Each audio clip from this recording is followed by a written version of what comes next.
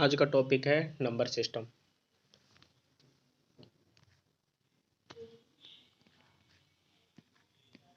Number. जब इस topic को पढ़ना है तो हमें सबसे पहले नंबर के बारे में जानने की आवश्यकता है।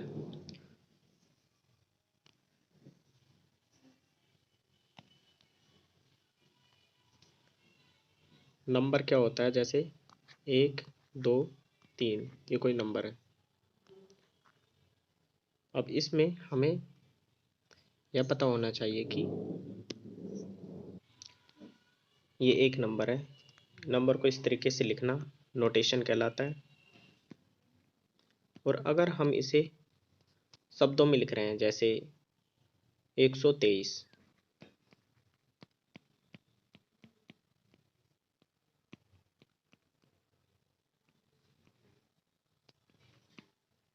तो इसे हम कह देंगे, इस तरीके से लिखने को कहते हैं नंबरेशन या संख्यन। अब एक एक चीज हम इससे संबंधित जानते हैं और आगे बढ़ते जाते हैं तो सारे नंबर सिस्टम के बारे में हमें सब कुछ पता चल जाएगा। नेक्स्ट, इसके बारे में जानने के लिए हमारे पास में क्या होता है? फेस वैल्यू और प्लेस वैल्यू।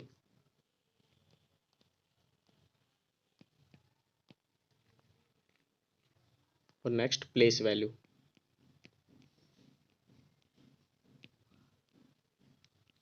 फेस वैल्यू क्या होता है? कोई संख्या है तो उसमें कौन सा डिजिट, अंक होते हैं उन्हें डिजिट कहते हैं। तो जो डिजिट है या अंक है वो कौन से स्थान पर है इससे कोई मतलब नहीं है।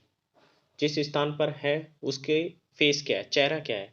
जैसे अगर मैं 543 बोल लूँ तो इसमें से 5 की हमें फेस वैल्यू चाहिए, तो इसकी 5 की फेस वैल्यू जो चेहरा है 5 ही तो है ना। तो कुछ भी कहीं भी हो ये 5 का 5 ही रहेगा, इसमें कुछ भी बदलाव नहीं आते। और ऐसे ही इसकी प्लेस वैल्यू 5 और प्लेस, ये फेस वैल्यू हो गई। प्लेस वैल्यू क्या होता है? प्लेस वैल्यू होता है कि उस अंक की स्थान कौन सा है, किस स्थान पर है। तो इसके लिए दो चीज़ें काम में ली जाती हैं, दो सिस्टम बोल सकते हैं। एक तो इंडियन और एक इंटरनेशनल।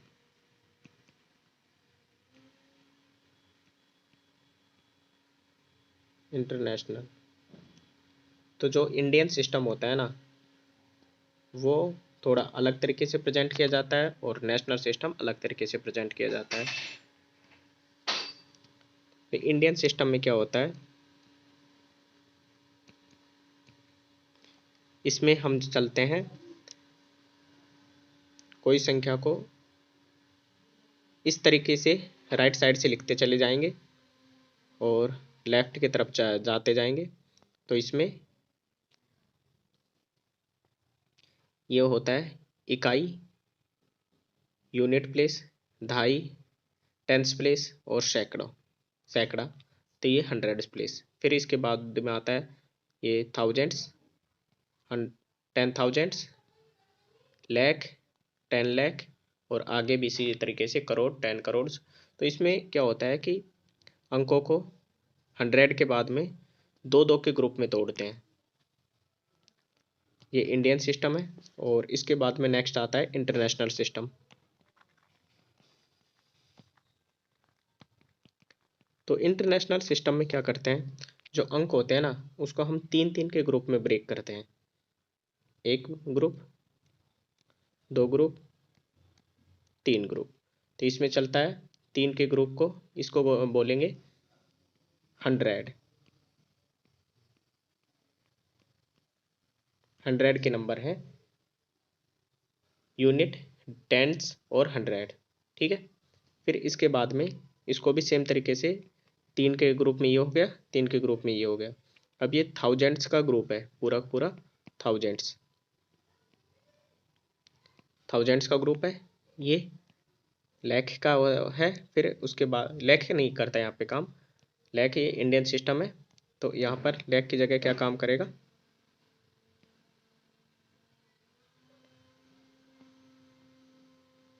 मिलियन, मिलियन के बाद में बिलियन। तो इस तरीके से चलता है ये। तो तीन तीन के ग्रुप में देखना है। Unit, tens, hundred. फिर यूनिट पे जो भी अंक है उसको थाउजेंड्स बोल देंगे। फिर 2 अंक है तो 10 थाउजेंड्स बोल देंगे। फिर 3 अंक है तो ये 300 थाउजेंड्स बोल देंगे। इस तरीके से चलता है ये पूरा पूरा। जैसे कुछ एग्जांपल ले लेते हैं। इंडियन प्लेस को तो सामान्यतः आप बता दोगे, लेकिन कन्फ्यूजन इंटरनेशनल में आ जाता है, तो इसी को हम सोल्व करने का प्रयास कर रहे हैं। जैसे एक संख्या ले लेते हैं 4562304। अब इसमें इंटरनेशनल सिस्टम से इसकी प्लेस वैल्यू बताओ 6 की। तो इंटरनेशनल से क्या हो जाएगा, unit, tens, hundred. Unit, tens, hundred. तो ये किस पे है, टेंस पे है। और मैंने क्या कहा था, तीन तीन के ग्रुप में तोड़ना है। 3 ये तोड़ लिए, 3 ये देख लिए। तो ये तो 100 का है, फिर इसके बाद में ये थाउजेंड्स का है। ठीक है, तो थाउजेंड्स में किस स्थान पर है ये, टेंस पे। तो 62 थाउजेंड्स, 62 थाउजेंड्स। और अगर 5 की प्लेस वैल्यू पूछना चाहें तो 5 की क्या होगा, 5 का होगा कि अब 500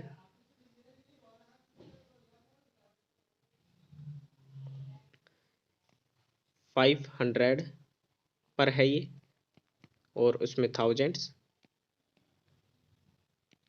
हमें सिर्फ 5 की वैल्यू चाहिए। ऐसे इसकी था 60,000, तो ये इसकी प्लेस वैल्यू यहाँ पर हो जाएगी 100 या टेंस थाउजेंड, ऐसे बोल सकते हो। टेंस प्लेस पे है ना, तो टेंस थाउजेंड्स बोलोगे इसे।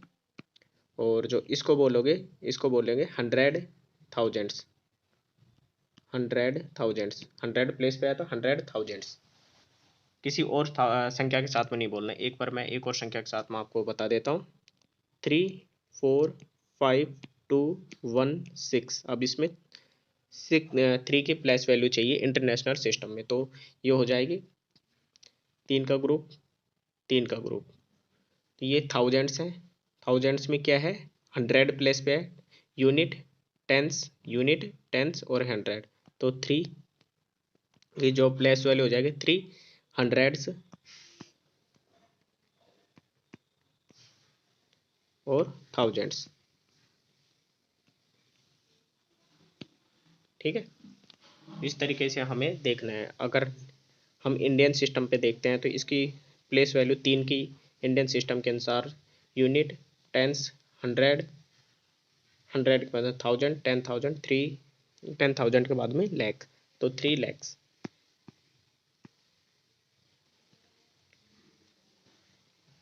ये कुछ प्लेस वैल्यू के क्वेश्चन थे जो हमने देखे। अब इसके बाद में सबसे इम्पोर्टेंट चीज़ आता है, नंबर्स कितने प्रकार के हैं, क्या हैं, तो इस चीज़ को हमें देखने की ज़रूरत है। और इसी से संबंधित क्वेश्चन आते हैं। तो सबसे पहले आता है टाइप्स ऑफ नंबर में।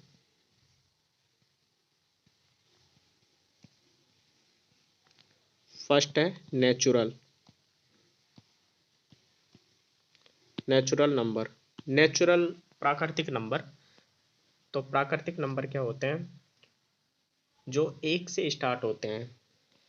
1 से स्टार्ट होकर ये 2, 3, 4 ऐसे करते हुए इन्फिनिटी तक जाते हैं। ये 1 से स्टार्ट होंगे, इन्फिनिटी तक जाएंगे। तो कभी कभी क्वेश्चन में क्या आता है कि सभी प्राकृतिक संख्याएं, नेचुरल नंबर्स जो बोल सकते हैं 10, 20 का योग क्या होगा। तो 1, 2, 3, 4, 5 और 6 ऐसे आगे तक n तक जाएं। तो मान लो कि n तक जा रही हैं, तो इनका योग चाहिए हमें, सम चाहिए। तो सम क्या होता है इनका, n इंटू n प्लस 1/2 ये होता है। अगर मान लो कि मुझे ये कह रहे हैं कि क्वेश्चन हम सोल्व करते हैं इससे रिलेटेड एक, कि 20 से लेकर 30 तक सभी प्राकृतिक संख्याओं का योग चाहिए।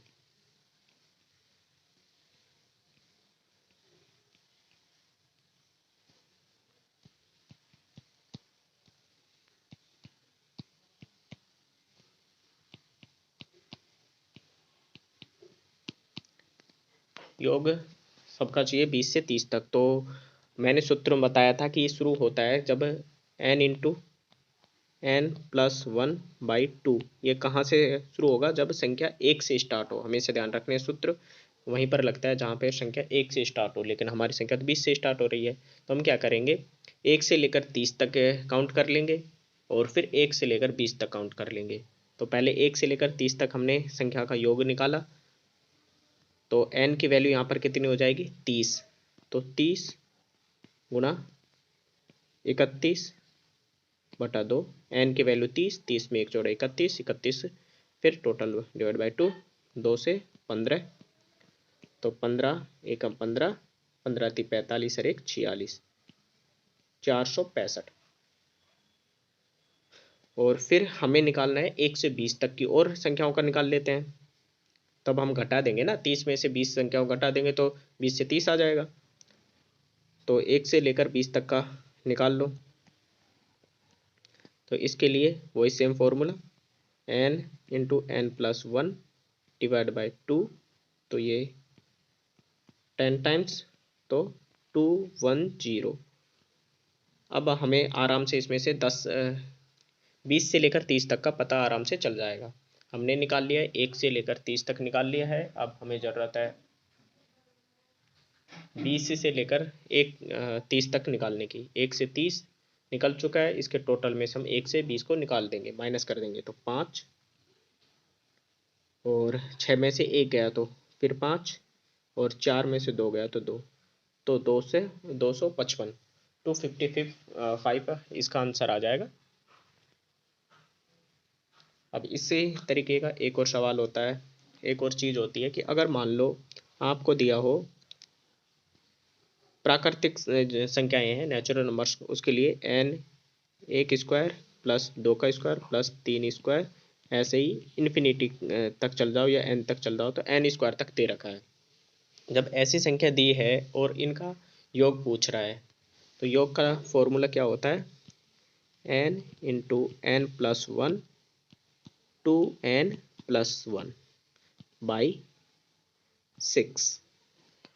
ठीक है ना? अब देखो, आपको यहाँ पर याद करने की कन्फ्यूजन होगा, लेकिन याद तो करना पड़ेगा ना। तो याद करने का यही याद रखो कि यहाँ पर जहाँ पर हमने क्या देखा था, पहले में n into N plus one था, डिवाइड बाय 2 था। अब इसमें इसके आगे 2n प्लस वन और है, और डिवाइड बाई 6 है। तो टोटल है n into N plus one into 2n plus one by 6। बहुत ही यानी सिंपल तरीके से आप याद रखने की कोशिश करो। कोई देखो, इनका कोई ट्रिक नहीं होती, फॉर्मूले की कोई ट्रिक तो हो नहीं सकती कि जो आपको मैं बताऊं और आप ना फॉर्मूले की ट्रिक को याद कर लोगे, तो ऐसा तो संभव है नहीं।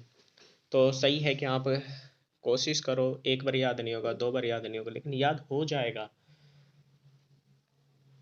तो इसके ये फॉर्मूला है। अब मैंने उसी सवाल के लिए देख लेता हूँ, वैसा ही सवाल ले लेता हूँ। 20 से लेकर 30 तक का स्क्वायर का योग चाहिए मुझे। 20 square plus 21 square plus 22 square, इसी तरीके से 30 स्क्वायर तक का चाहिए। तो मैं पहले से 1 square plus 2 square plus 30 square तक निकाल लेता हूँ। दूसरा 1 square plus 2 square plus 3 square से 20 स्क्वायर तक निकाल लेता हूँ, और पहले की कैलकुलेशन के हिसाब से ही इसे भी कर लूँगा। तो 1 स्क्वायर प्लस 2 स्क्वायर, ये 30 स्क्वायर तक मैंने निकाला। तो n की value 30, n plus one 31, 2n मतलब n का double 60, 2n plus one by 6, तो 6 का 5 बार गया ये, तो ये कितना है 61 मल्टीप्लाई 31 मल्टीप्लाई 5। तो इसको आपको निकालना है, ये आ जाएगा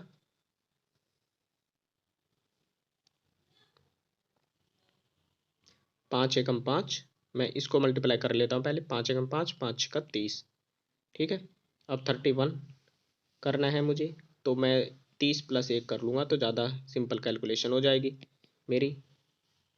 तो 0, 15 और 9, ठीक है। 30 से मल्टीप्लाई किया 0, ठीक है, और 3 पंजे 15 और 3 तिया 9, और 1 का मतलब है कि 305 वापस आ जाएगा, तो जोड़ना आसान हो जाता है। तो 5, 5, 4 और 9, 5, 5, 4 और 9। अब मुझे नेक्स्ट क्या करना है, 1 square plus 2 square plus 20 square तक जाना है। तो इसके लिए मैं क्या करूँगा, जो मैंने सेम इस फॉर्मूले का यूज किया है यहाँ भी वो यूज कर लूँगा। तो n into n+1 into 2n plus 2n plus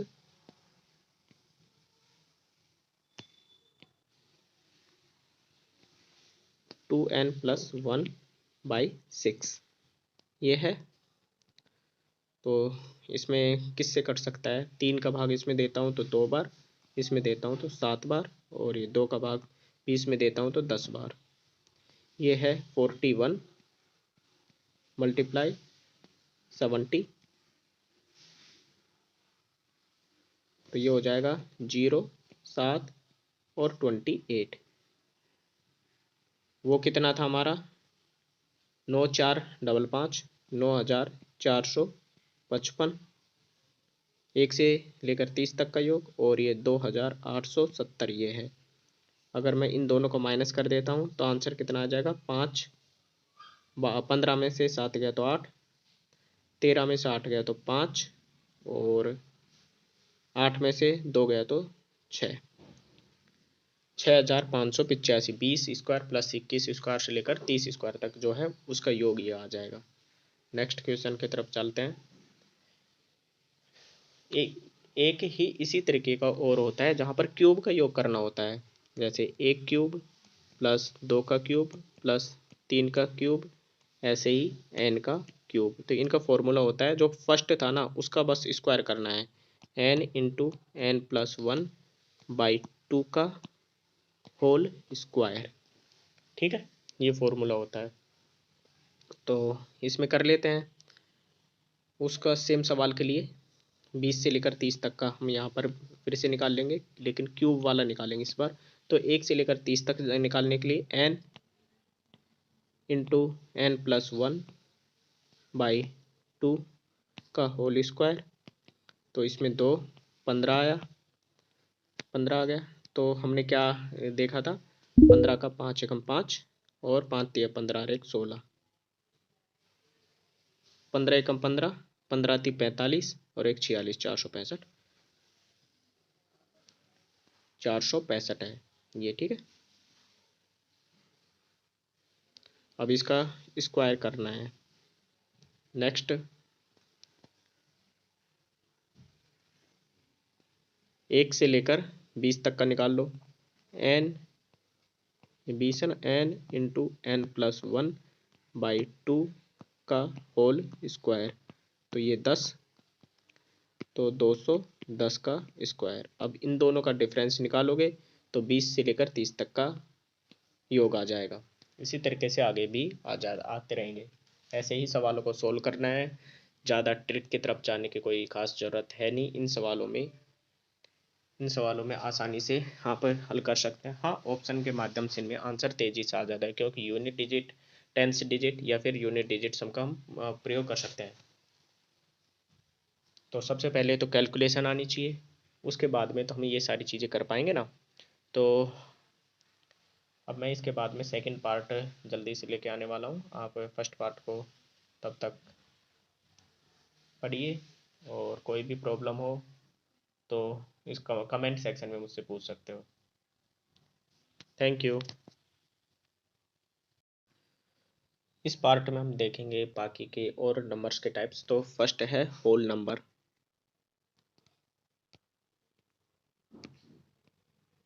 whole number, whole का अर्थ है पूर्ण संख्याएं।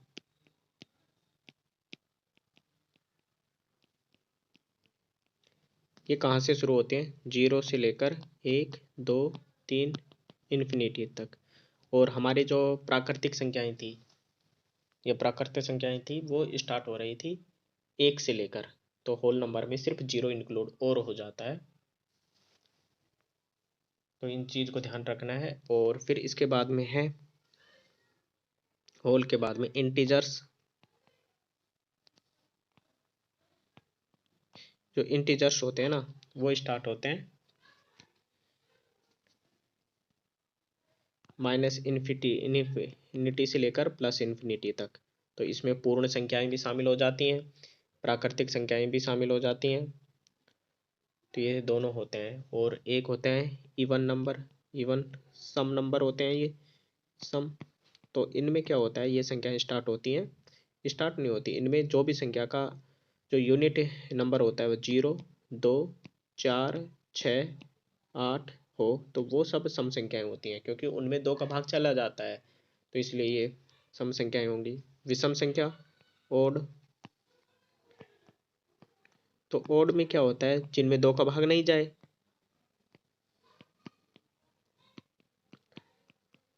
तो जिन संख्या के शुरुआत में अगर ये होंगे उनमें 2 का भाग चल जाएगा, और इनसे अलग कोई भी संख्या होगी उनमें 2 का भाग नहीं जाएगा, तो वो सब ओड नंबर हो जाएंगे।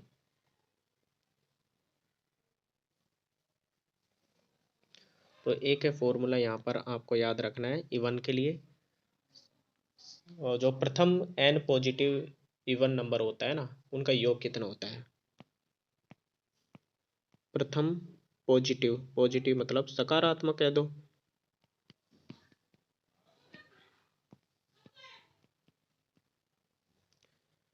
सम संख्याओं का योग।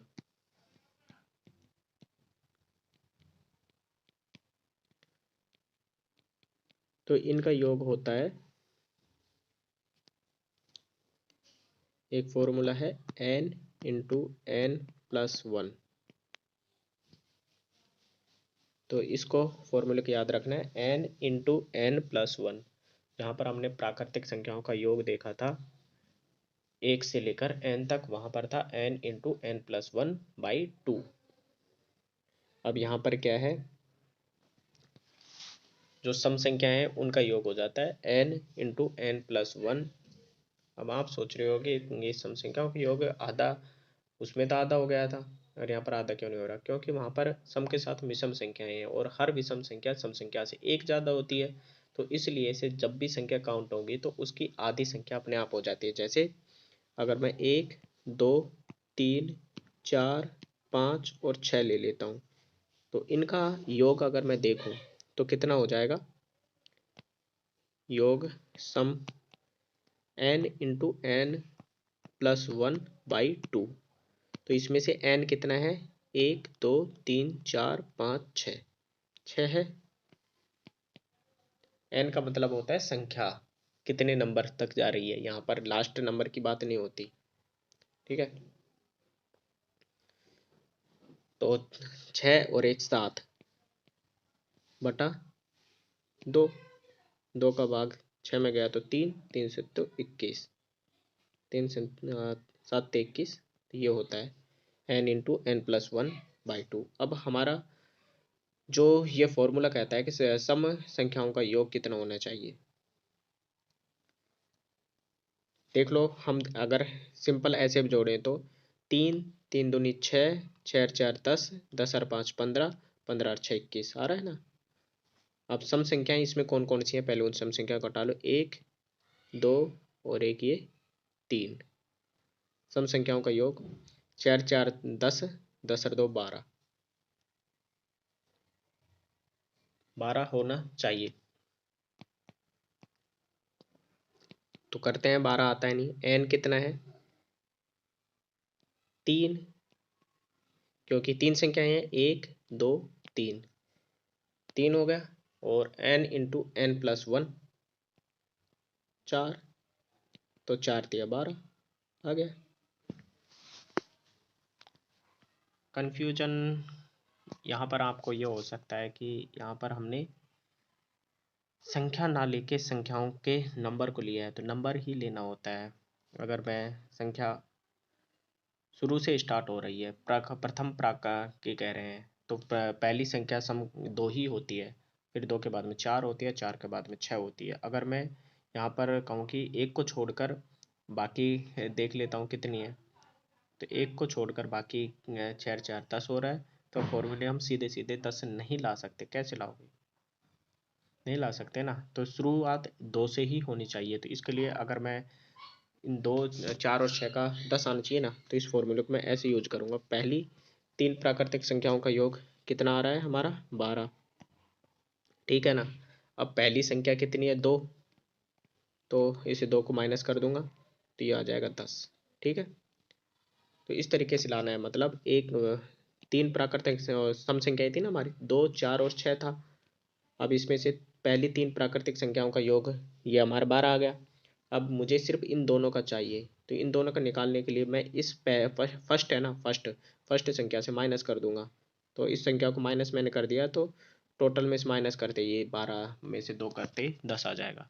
तो इस तरीके से आपको ध्यान रखना है कि फॉर्मूले कैसे यूज होंगे और कैसे गलती नहीं करनी है। डायरेक्ट फॉर्मूले यूज नहीं होते, फॉर्मूलों को शुरुआती नंबर से लेकर ही काउंट करना पड़ेगा। जो प्रथम नंबर है, सम है तो सम में प्रथम नंबर, ऐसे ही कोई नेचुरल नंबर है तो नेचुरल नंबर में भी प्रथम 1 से स्टार्ट करोगे तभी आएगा।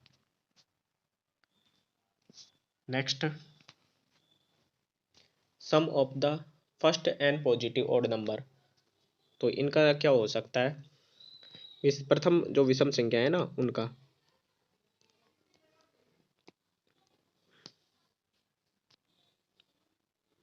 विषम n संख्याओं तक का जो योग चाहिए वो होता है n स्क्वायर। तो विषम संख्याएं प्रथम 1 से स्टार्ट करनी है, 1 3 5 7 9। तो हम इनका देखते हैं कि इनका 9 इस फॉर्मूले आता है कि नहीं आता। पहले हम डायरेक्ट काउंट कर लेते हैं।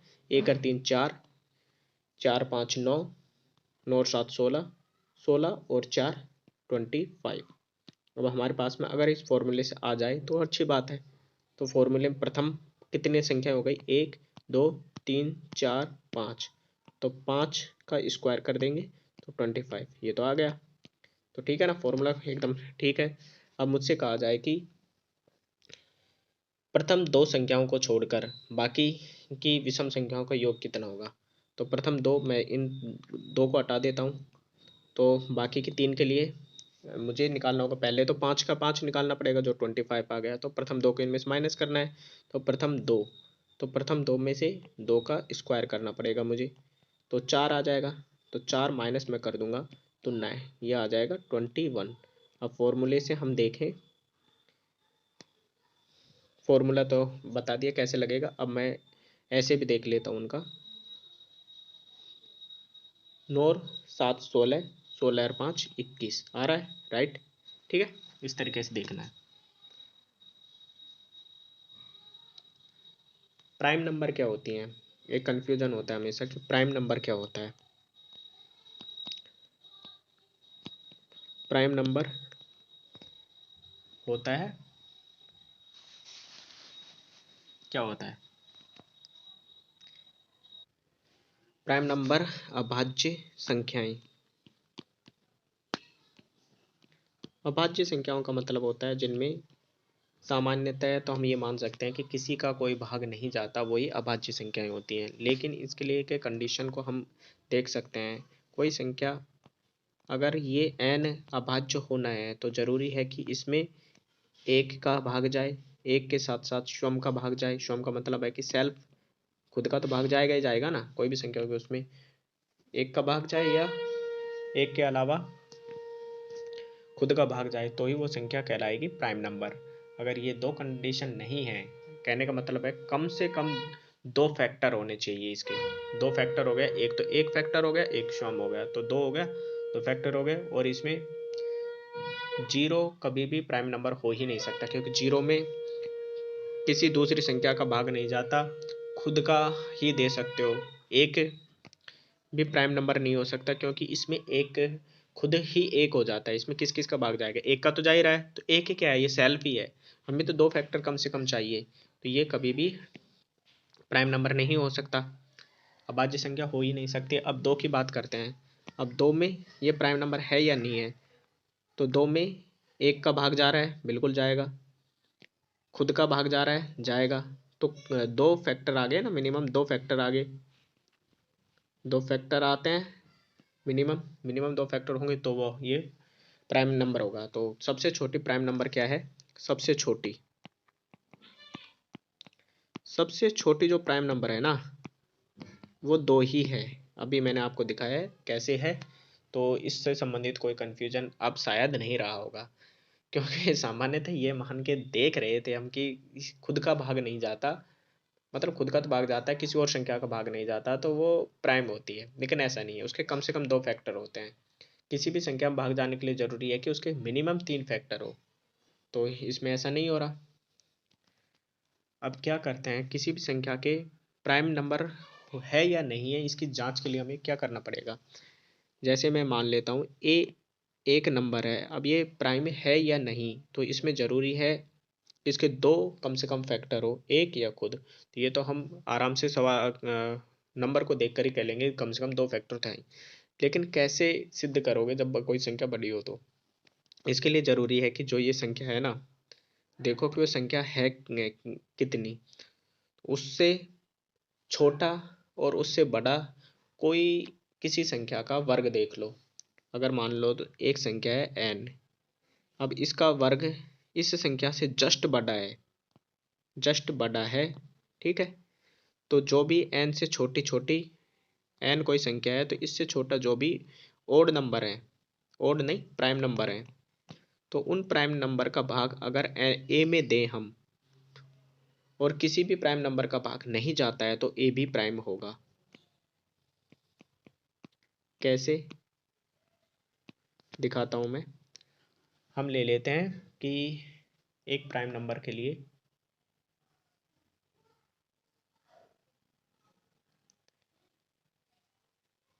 हम प्राइम नंबर चूज करते हैं। आप क्या चूज करें, आप खुद देखो कि एक प्राइम नंबर हम देख लेते हैं कि जो सब पहले छोटा पास का ही देखते हैं।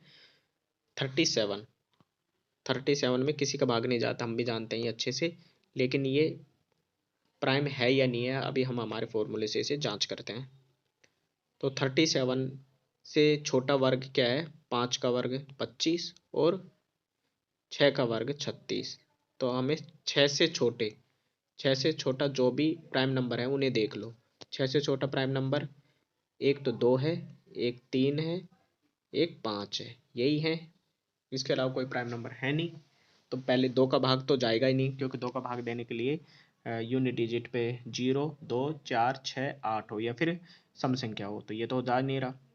नेक्स्ट है 3 का भाग दें, तो 3 का भाग जाने के लिए जो इनका डिजिट सम हो वो 3 के गुणज में होनी चाहिए। तो 7 और 3 10, ये कभी नहीं जाएगा, 3 का नहीं जा रहा। और 5 का भाग जाने के लिए यूनिट डिजिट पे या 0 हो या 5 हो, तो ये भी नहीं जा रहा। तो ये भी 37 एक प्राइम नंबर हो गई। अब समझे कि क्यों 37 हम प्राइम नंबर कह रहे थे। एक दो सवाल और देख लेते हैं प्राइम नंबर से संबंधित। एक हम थोड़ा बड़ी संख्या ले लेते हैं। अब देखो कि 93 देखते हैं कि ये प्राइम है या नहीं है। 93, तो 93 के लिए पहले तो इससे बड़ा वर्ग जस्ट क्या है? 10 का वर्ग है। 10 का वर्ग 100 है, इससे जस्ट बड़ा होता है। तो इससे छोटा जस्ट छोटा 9 का वर्ग 9 9 9 81। तो जब 10 का वर्ग देख रहे हैं तो 10 से छोटे छोटे प्राइम देख लो कौन से हैं। 2 है, 3 है, 5 है, 7 है, इसके अलावा और कोई प्राइम है नहीं। 9 कोई प्राइम होता नहीं है। तो ये है 2 3 5 7। अब 2 का भाग दें तो 2 का भाग नहीं जा रहा, ठीक है। 3 का भाग 9 और 3 12, ये चले जाता है, तो ये प्राइम नंबर नहीं है। 5 का भाग तो जाएगा ही नहीं। और 7 का भाग हम देख लिए, 7 एकम 7 2, 7 तिक 7 का नहीं जाता। लेकिन 3 का चले गया इसमें भाग। जब 3 का भाग चले गया तो ये प्राइम नंबर नहीं हो सकता है। तो प्राइम नंबर नहीं हो सकता ना, तो ये प्राइम नंबर नहीं है, क्योंकि ये तो भाग जा रहा है। तो इस तरीके के सवाल हम आगे भी देखेंगे। हम जल्दी से नंबर सिस्टम में नंबर्स के बारे में जांच कर लेते हैं, फिर उसके बाद में हम क्वेश्चन लेंगे पूरी पूरी सीरीज और फिर उनको डिस्कस करेंगे। अब है रिलेटिव कोप्राइम। प्राइम जैसा ही है, तो संबंधित को प्राइम नंबर क्या होता है? रिलेटिव को प्राइम।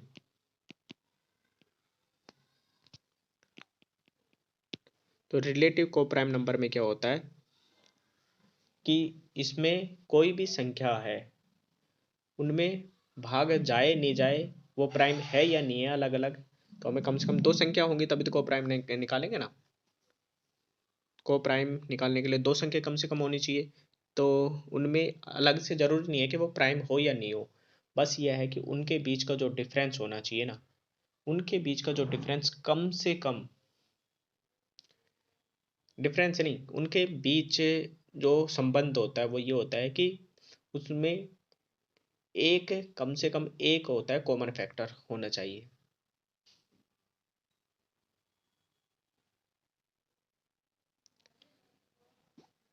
तो कॉमन फैक्टर सिर्फ और सिर्फ वन ही होना चाहिए। कहने का मतलब है कि उस उनमें किसी भी तरीके की कोई फैक्टर है वो कॉमन नहीं है, ओनली एक को छोड़कर एक ही है जो इनके बीच में एक का ही भाग जा सकता है, और यही कॉमन फैक्टर है, बाकी कोई कॉमन फैक्टर नहीं होता सीधे सीधे। तो जैसे मैं कहूँ कि 3 और 5, 3 भी प्राइम है, 5 भी प्राइम है, लेकिन यहाँ पर हमें प्राइम से कोई मतलब है ही नहीं कि कौन सी संख्या प्राइम है कौन सी नहीं है। हमारा है कि इसके फैक्टर, तो इसके फैक्टर क्या क्या हो सकते हैं? 3 × 1, इसके फैक्टर 5 × 1, तो कम से कम एक कॉमन फैक्टर ये आ गया, मतलब मैक्सिमम एक ही कॉमन फैक्टर होना चाहिए, वो एक के अलावा कुछ भी नहीं हो सकता। तो ये हो गया। अब इसके ये तो कॉमन है नहीं, तो ये को प्राइम हो गया। ठीक है, नेक्स्ट एक है 11 ले लेते हैं और 15 ले लेते हैं। थोड़ी बड़ी संख्या हो गई। 11 के फैक्टराइजेशन किया तो 11 × 1, इसके फैक्टर किए तो 3 × 5,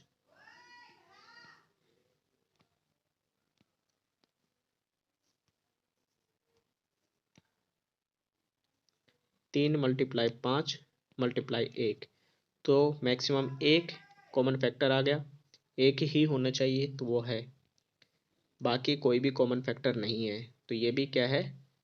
को प्राइम नंबर हो गए। अब नेक्स्ट इसके बाद में और देखना है हमें, अब ट्विन प्राइम नंबर पे चलते हैं। वो था को प्राइम, ये ट्विन मतलब जुड़वे को प्राइम है, को प्राइम नहीं, सिर्फ prime prime. Twin prime number वो थे को प्राइम नंबर। को प्राइम में मैक्सिमम एक फैक्टर कॉमन होना चाहिए और वो सिर्फ एक ही हो सकता है, बाकी कोई कॉमन फैक्टर नहीं होते। ट्विन प्राइम में क्या होता है कि इनका जो डिफरेंस होता है ना, डिफरेंस वो दो होना चाहिए, अंतर है दोनों के बीच का, वो अंतर वो होना चाहिए दो। और अंतर के साथ साथ में एक और चीज होनी चाहिए कि दोनों अभाज्य संख्याएं हो, मतलब दोनों अभाज्य होंगे, प्राइम नंबर होंगे, तो ही उनमें उन्हें हम ट्विन प्राइम कहेंगे। जैसे 3 और 5 है, दोनों अभाज्य संख्याएं हैं और दोनों के बीच का अंतर 2 है। इसी तरीके से अगर हम 11 देखें और 13 देखें, दोनों अभाज्य संख्याएं हैं और दोनों के बीच का डिफरेंस भी 2 है। क्या, अब आप बताओ, क्या 21 और 23 को ये ट्विन प्राइम होंगे? डिफरेंस तो 2 है ये दोनों का। 23 प्राइम नंबर है, लेकिन ये प्राइम नहीं है। जब ये प्राइम नहीं है तो ट्विन प्राइम भी नहीं होंगे, जुड़वा प्राइम नंबर नहीं हो सकते कभी भी।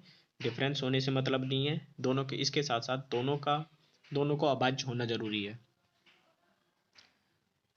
नेक्स्ट है कंपोजिट नंबर। कंपोजिट नंबर क्या होता है? कंपोजिट नंबर होता है कि इसमें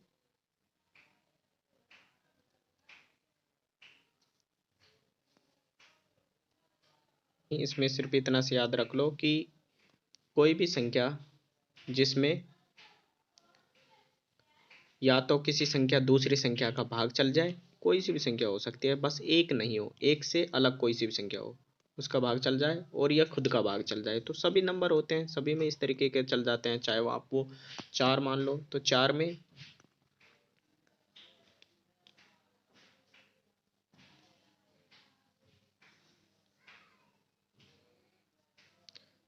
खुद का भाग तो जाएगा जाएगा, और उसके अलावा 2 का भी जा रहा है, तो ये आराम से हो जाएगी कंपोजिट नंबर। लेकिन 3 को क्या कंपोजिट नंबर कहेंगे?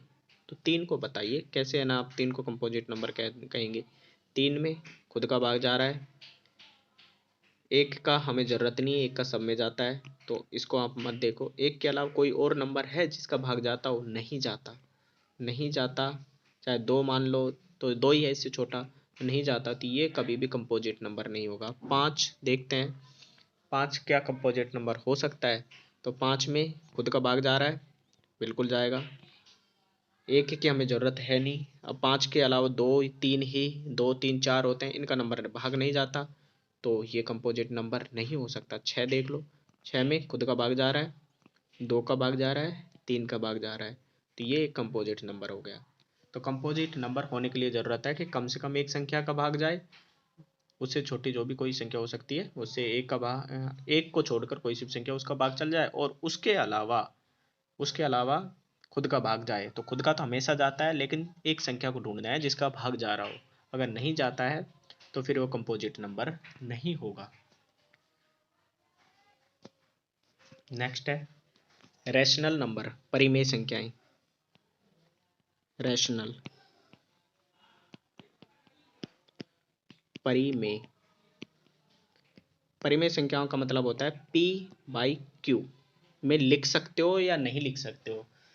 तो p बाई क्यू का मतलब यहाँ पर q जीरो नहीं हो सकता, जीरो से अलग कुछ भी हो कोई फर्क नहीं पड़ता, वो 1 2 3 इन्फिनिटी तक कुछ भी हो। पूर्ण है ना, प्राकृतिक संख्याएं हो सकती हैं, प्राकृतिक संख्याएं 1 से इन्फिनिटी तक जाती है, वो कुछ भी हो, लेकिन जीरो नहीं होना चाहिए। अगर एक क्वेश्चन मैं यहाँ से जनरेट करूँ कि परिमेय संख्याओं में हमेशा पूर्ण संख्याओं का भाग जाता है होल नंबर का, तो गलत हो जाएगा, क्योंकि परिमेय संख्या में जीरो का तो भाग जाता ही नहीं है।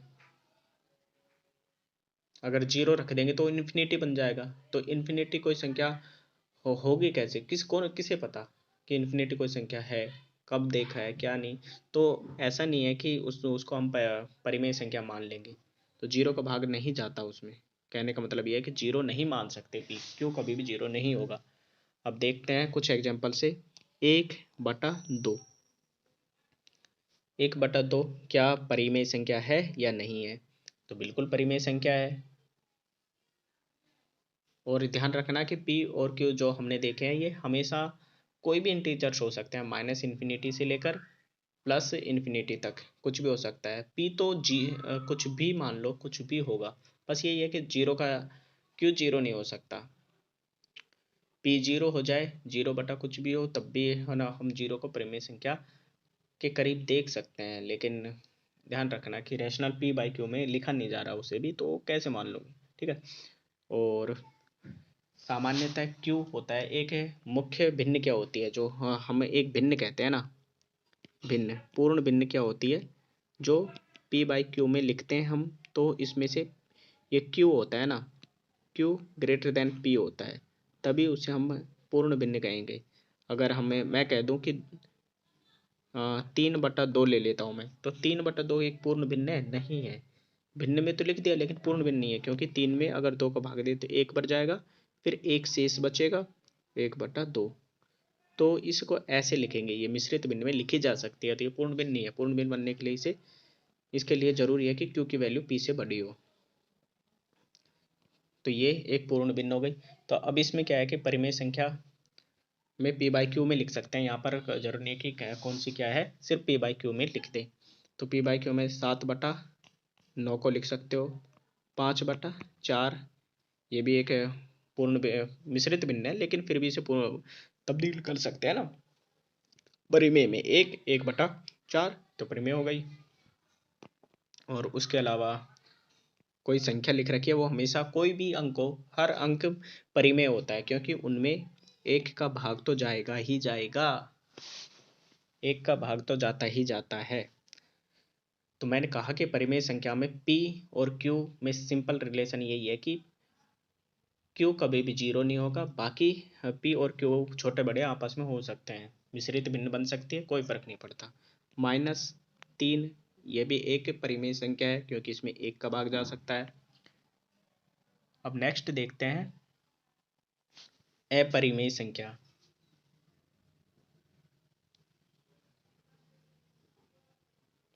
तो एक यहाँ पर एक चीज और आती है कि अगर दो परिमेय संख्या मैं बोलूं कि दो परिमेय संख्या है मेरे पास में,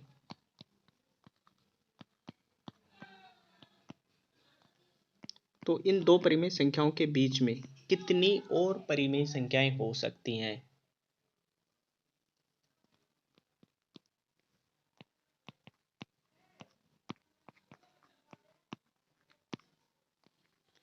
तो परिमेय संख्याएं कितनी होंगी इनके बीच में, तो ये ध्यान रखना एक फैक्ट है, इन्फिनिटी हो सकती है, क्योंकि जैसे मैं 1/2 ले लूं और इससे बड़ा ले लेता हूं मैं 3/2, तो इनके बीच में इन्फिनिटी परिमेय संख्याएं हो सकती हैं, क्योंकि एक की वैल्यू कुछ भी हो सकती है, पी की वैल्यू और क्यू की वैल्यू कुछ भी हो सकती है, इन्फिनिटी तक जा सकती है ना, माइनस प्लस कुछ भी हो सकता है, तो इन्फिनिटी हो सकता है, पॉइंट पॉइंट पॉइंट में छोटे तक इन्फिनिटी तक जा सकती है संख्याएं।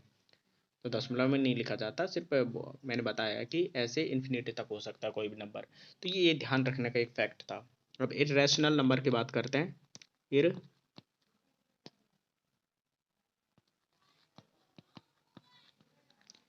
इर्रेशनल नंबर, तो जो इर्रेशनल नंबर अपरिमेय,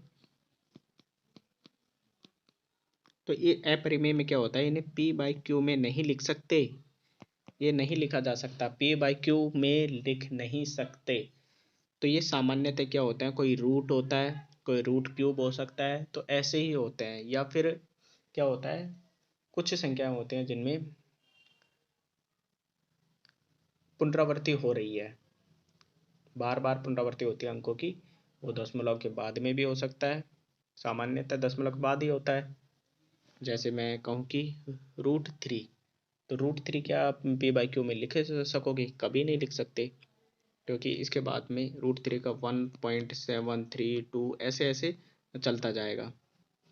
पाई होता है, पाई का 22/7 होता है, ठीक है। अब इसको मैं 22/7 में तो लिख दिया, लेकिन मेरे पास में अब जब मैं इसमें भाग दूंगा तो ये भी इन्फिनिटी तक जाता है। वैसे पाई को अगर बोलूँ तो ये सामान्यतः ये हमने एक वैल्यू अज्यूम की है, कोई वैल्यू करेक्ट वैल्यू नहीं है ये, कि इतना करीब करीब हम इतना मान के सोल्व कर ले तो ज़्यादा सहूलियत रहेगी। तो पाई क्या है, पाई एक अपरिमेय संख्या है। और अपरिमेय संख्याओं में सामान्यतः एक चीज़ आपको ऐसे पुनरावृत्ति करने को देखती है, जैसे 3.141414, तो ऐसे चलता रहेगा कंटिन्यू। नेक्स्ट, रियल नंबर क्या होते हैं, वास्तविक संख्याएं होती हैं। वास्तविक संख्याएं क्या हैं, रियल नंबर, रियल नंबर होते हैं, इनमें हम परिमेय संख्याएं, अपरिमेय संख्याएं दोनों को जोड़ सकते, शामिल कर सकते हैं। परिमेय और अपरिमेय संख्याएं सब रैशनल नंबर, ये रियल नंबर होता है, वास्तविक नंबर होते हैं, वास्तविक है ना।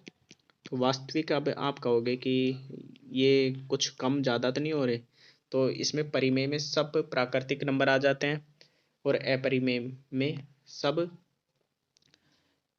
जो प्राकृतिक नहीं है, और वे सब संख्याएं आ जाएंगी, ठीक है। तो ये हो गया अपने आप में, सारी संख्याओं का देख लिया जाए तो अपरिमेय संख्याएं या परिमेय संख्या ही होंगी कोई ना कोई। अगर मैं √2 की बात करूं, एक √2, एक क्वेश्चन देख लेते हैं। √2 ये क्या है, एक अपरिमेय संख्या है, ये हमारा क्वेश्चन है, अपरिमेय संख्या है। तो क्या √2 + 3 ये क्या होगा? 4 ऑप्शन है आपके पास में, इसमें से एक है इरेशनल, अपरिमेय,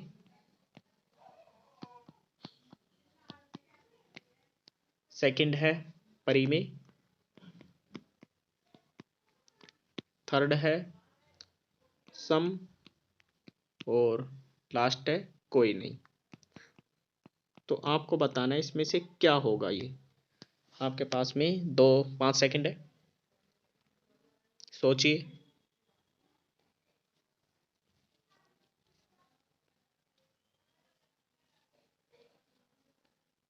ठीक है, 5 सेकंड कंप्लीट। अब इसका मैं बताता हूँ। देखिए, जो √2 होता है ना, वो एक अपरिमेय संख्या है। तो अपरिमेय संख्या में कोई भी संख्या जोड़ दो तो वो अपरिमेय ही होगा। अब कैसे होगा? जैसे √2 की वैल्यू क्या होती है? तो √2 की वैल्यू होती है 1.414, और इसी तरीके से आगे भी चलता रहता है। ठीक है, ये होती है। जब ये होता है, अब इसमें से मैं इसमें 3 जोड़ दूं तो तब भी ये 3.41414 ऐसे ही चलता रहेगा। तो ये भी तो एक है ना अपरिमेय संख्या बन गया। तो इसलिए किसी भी परिमेय संख्या में या अपरिमेय संख्या में परिमेय संख्या को जोड़ दिया जाए तो वो अपरिमेय ही बन जाएगी।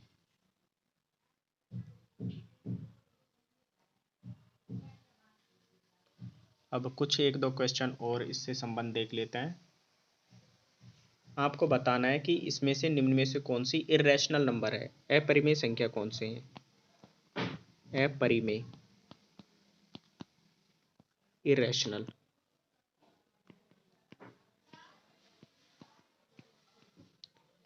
इरेशनल नंबर कौन सा है?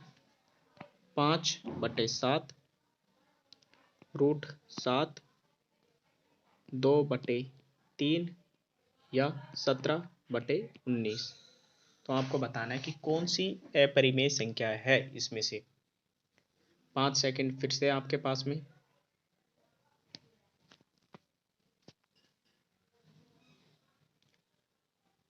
देखो बच्चों, जब तक आप अच्छे से ध्यान से देखेंगे नहीं तो समस्याएं तो आएंगी। काफ़ी सिंपल क्वेश्चन है। अगर आपको कुछ समझ में नहीं आया तो आप कमेंट बॉक्स में मुझे लिख सकते हो। मैं उसका अच्छे से और आपको समझाने की कोशिश करूँगा। कोई कमी दिख रही है आपको, वहाँ पर संशोधन किया जा सकता है। कुछ मटेरियल की रिक्वायरमेंट है तो वो आपको प्रोवाइड कर दिया जाएगा। तो आप ये देख लीजिए, अपरिमेय संख्या में 5/7, तो इसे हमने p/q में लिख दिया। तो ये तो p/q में लिखा जा रहा है, तो ये तो परिमेय संख्या हुआ। √7 को हमने कभी भी p/q में नहीं लिख सकते। 2/3 ये p/q में लिखा हुआ है, और 17/19 ये p/q में। तो कौन सी संख्या है जो p/q में नहीं लिखी जा सकती? तो वो है √7। तो √7 ही इसका आंसर हो जाएगा।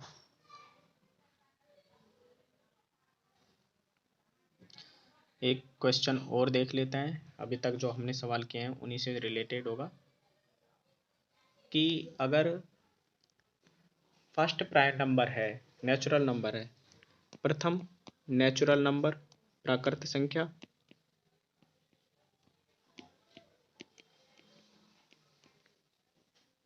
को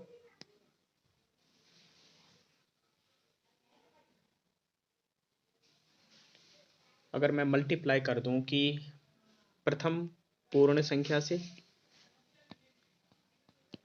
और